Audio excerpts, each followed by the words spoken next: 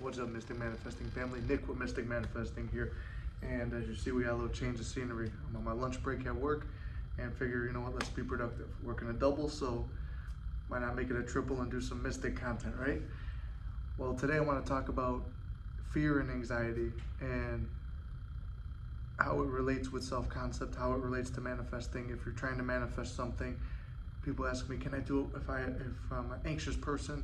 Can I do it if naturally I'm depressed? Can I do it if I have panic attacks? Yeah, you can do it through all that stuff, and you don't have to be perfect. Your mind doesn't have to be perfect for the manifestations to come in, because you're always manifesting no matter what. From the moment you're born till the moment you die, you are always manifesting, and probably continuing on after death. Like, we're just learning to manipulate energy and direct our mind in the right, most positive. Wait, the radio's gonna keep going off, so we're gonna roll with it. All right, guys. So let's talk about anxiety. So many people tell me that, oh, one of them that I got recently was anxious separation, or I'm naturally an anxious person, depressed, all these different things, or panic attacks regularly. I'll tell you, as someone who suffered with panic attacks regularly, the greatest advice I received was from someone who wasn't even in the manifesting community. It was a really good friend of mine, still is a good friend of mine. Taught me this technique. Take a deep breath in for 4 seconds, you hold it for 4 seconds, and exhale for 4 seconds. Now, how's that related in with manifesting? What you want to do is focus only on the breaths. I'm just 1, 2, 3, 4. 1, 2, 3, 4. Think nothing. Try to push everything out of your mind. Don't think about whatever you're trying to, go against. So let's say an opposite manifested into your reality, or just whatever that thing is that's making you anxious, or you're just naturally just feeling it out of nowhere. You just start getting a panic attack out of nowhere.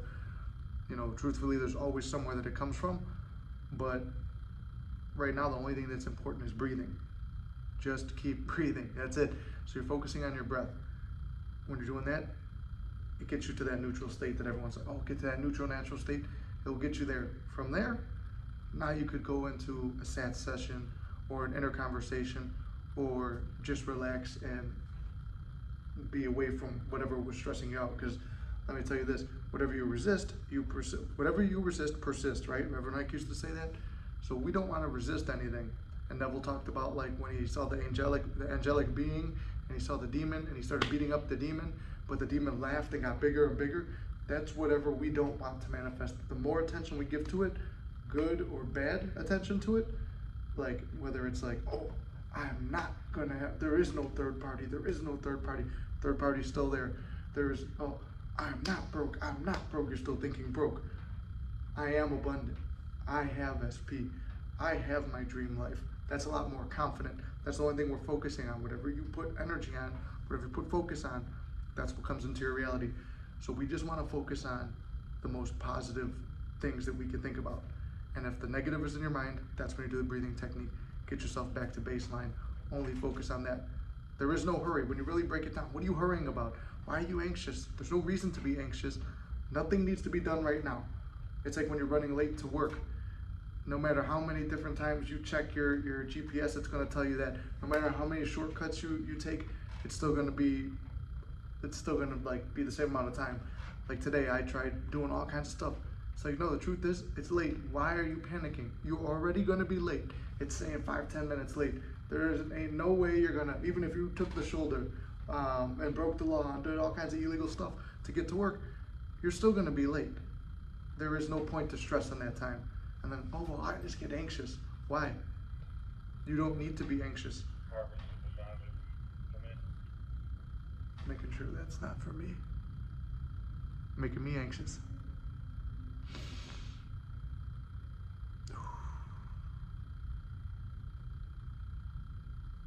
All right, I don't think it's for me.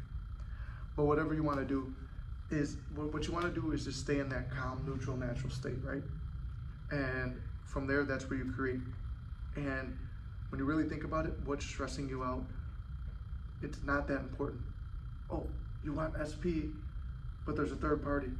Well, you freaking out and making your life bad right now, is not going to change that situation. It's only going to make life worse from you. Seneca once said, we often suffer more in imagination than reality, which we do. We create all the situations. We create our bad feelings. So what I want you to do is have complete mind control of yourself. You control your mind. Anxiety doesn't control your mind. Depression doesn't control your mind. Negative thoughts don't control your mind. SP doing whatever SP does doesn't control your mind. Your circumstances don't control your mind. Can you feel the pressure? Do I still feel the pressure on certain things? Yeah, of course. But it's combating it, knowing when to apply a technique, it's like, okay, does a technique serve me? No, maybe just a breathing technique. Maybe just meditating in general, slowing my thoughts down, realizing nothing is so important that it needs to be addressed and stopped right now. Like, I'm always someone who was always hyper productive, and then you could be too much on that scale where you're just hyping yourself up, stressing yourself out for no reason all the time, or you could be someone who's on a more calm wavelength and too calm and not doing anything, which we've seen me kind of slip into that, which is why I'm trying to make all the videos even when I'm working. So what I'm telling you is, you don't need to rush that it's like, oh, and I have to do this many affirmations today, and I have to do this technique before bed, and I have to do scripting, and there's no schedule, there's no nothing. The techniques don't manifest, you do. So making yourself calm, making yourself feel that you're already in the end, that's what gets rid of all the anxiety and depression. And now I'm telling you this, can you still feel the anxiety and depression? Did I still have panic attacks doing this stuff? Yeah, but it lessened them, it reduced them, till eventually I got to the point now, like, I know there's times where I'm stressed, and like before I'd be like, getting that dizzy feeling like, oh, I gotta sit down, I don't know what to do I go left, do I go right, I don't know what to do, I'm just frozen in place. I don't get that anymore. I'm able to maneuver myself through whatever situation. Yeah, I might be a little stressed or internally panicking, but it's nothing that's going to give me a physical reaction. It's nothing that's going to shut my thinking down completely, where I'm just like, I'm so depressed, I have to go to bed, guys. I don't want to hang out, I don't want to do this, I don't want to do that. I will still go about my daily business, even when I'm stressed out and stuff like that. And then over time, you realize there's nothing to stress about when you really break it down. Like I said, being late to work or messing up at work. What are they going to do? Fire you? Okay.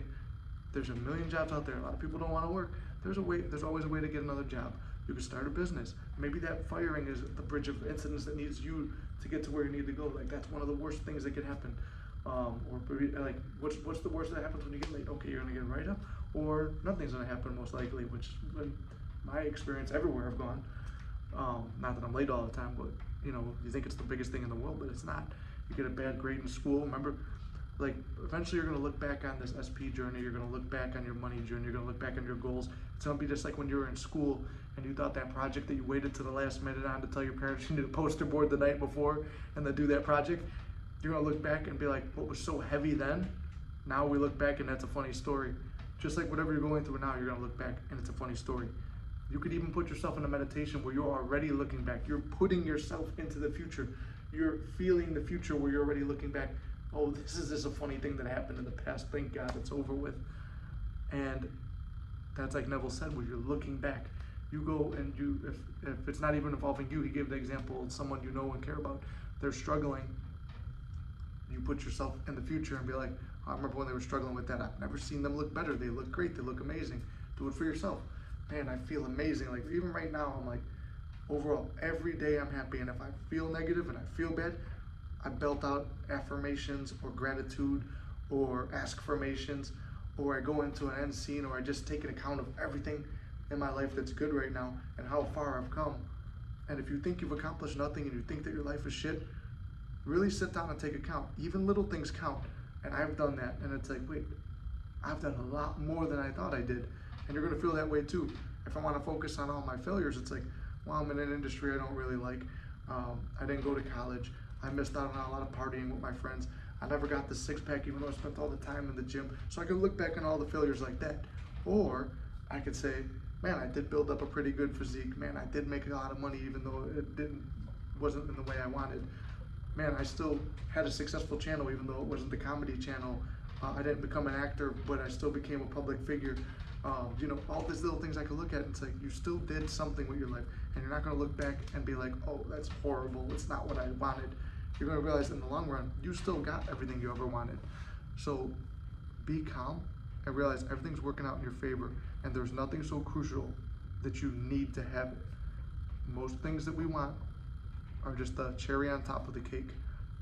Your self-concept and believing in yourself and loving yourself and giving yourself the feelings that you want to experience in the external world, whether from people or money or experiences, if you give yourself that experience in your imagination, that's getting there before it happens.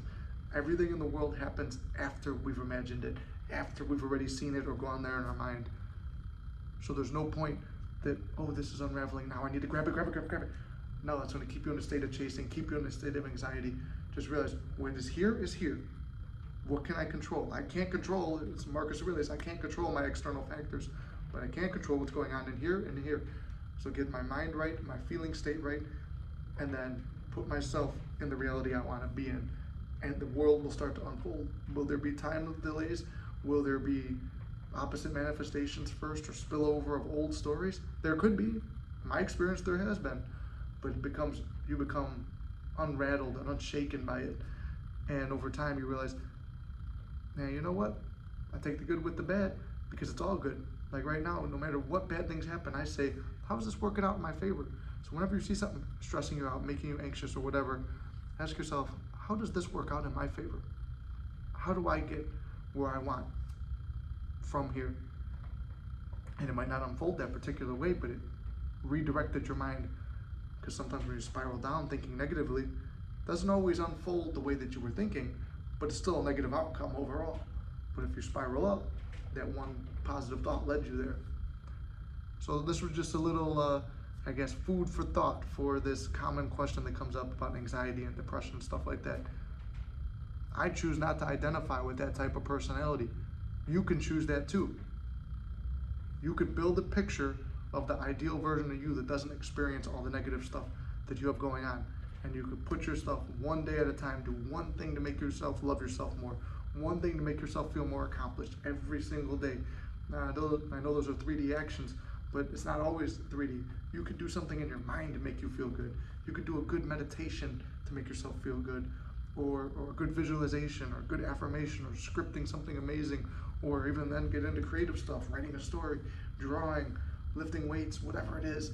You could put yourself in that peak state where you don't have to be rattled by anything. So with that, I hope that answers it. If you guys have any more questions, you could ask them down below, or you could join the Discord for $7.50 a month, and I'm in there all the time answering questions, taking topics. We'll go from there.